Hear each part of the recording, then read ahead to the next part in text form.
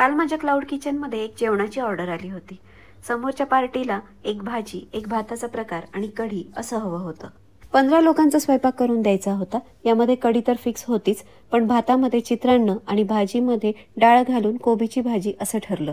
बरीचशी तयारी रात्रीच करून ठेवली आणि सकाळी उठून लवकरच कामाला लागले। शेगडीची पूजा करून झाली की सर्वात पहिला पदार्थ करायचा ठरवला तो म्हणजे कढी, कारण कढीला वेळ लागत नाही आणि भात आणि भाजी एकदा करायला गॅसवर ठेवलं की पुन्हा गॅस रिकामा मिळणार नव्हता।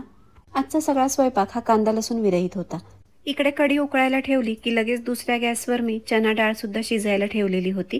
तिसरा गॅस पेटवला आणि कुकर चढवला, ज्यामध्ये आता मी तांदूळ शिजवून घेणार होते। इकडे आता गॅसवर कढी चांगली उकळत होती, त्याच वेळेला आमच्या गृहोद्योगात तयार होणारा स्पेशल कढी मसाला यामध्ये घातला। या मसाल्यामुळे कढीला स्वादही उत्तम येतो आणि रंगही सुंदर येतो। कढी गॅसवरून उतरवली आणि आता कढई ठेवली ती भाजी करण्याकरता। सोबत भाताकडे लक्ष होतंच, कारण भात जर जास्त शिजला तर चित्रान्न चिकट होतं। तेलात जिरे, मोहरी, मिरच्याची फोडणी केली आणि पहिले कोबी टाकून छान परतून घेतला। नेहमीचे कोरडे मसाले तिखट, मीठ, हळद आधी घालून घेतलं। त्यानंतर अर्धवट शिजवलेली डाळ घातली आणि आता सगळं व्यवस्थित मिक्स करून घेतलं। भात चांगला शिजला होता। आता यातलं पाणी काढून टाकलं आणि निथळत ठेवला। खरं तर चणा डाळ घालून केलेल्या या भाजीला फार काही मसाल्यांची आवश्यकता नसते, पण एक मसाला मी घरी बनवते तो या भाजीला घातला आणि छान सगळं मिक्स करून घेतलं। थोडंसं हिरवं वाटण घातलं आणि भाजी आता शिजू दिली। त्यानंतर इकडे दुसरी कढई ठेवली आणि यामध्ये आता भाताची तयारी केली। चित्रान्न म्हणलं की त्याच्यामध्ये जिरे, मोहरी याच्यासोबत थोडीशी उडदाची डाळ, शेंगदाणे, डाळवं, कढीपत्ता, हिरव्या मिरच्या, लाल मिरच्या असं बरंच काही येतं। ही फोडणी तयार होईपर्यंत भाजी छान शिजली होती।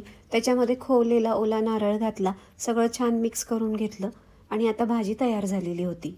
भातासाठी तयार केलेल्या फोडणीमध्ये घरी बनवलेला स्पेशल मसाला घातला, छान सगळं मिक्स करून घेतलं आणि नंतर मस्त मोकळा शिजवलेला बासमती भात यामध्ये घातला। पांढऱ्या शुभ्र भातात जेव्हा पिवळी धमक्क फोडणी मिक्स होते ना, ते पाहायला मला फार आवडतं। तीनही पदार्थ माझे बनवून रेडी झालेले होते आणि एकदा घड्याळाकडे नजर टाकली तर आत्ताशी 10च वाजले होते। त्याच्यामुळे घरच्यांसोबत थोड्याशा गप्पा गोष्टी करत माझं काम चालू होतं। कुठलीही ऑर्डर घेताना क्वालिटी, क्वांटिटी याचबरोबर वेळेची कमिटमेंटही आम्ही अगदी आवर्जून पाळतो। तयार केलेल्या सर्व पदार्थांवर ओलं खोबरं आणि कोथिंबीर घालून गार्निश करून घेतलं। आता फक्त पॅकिंग बाकी होतं।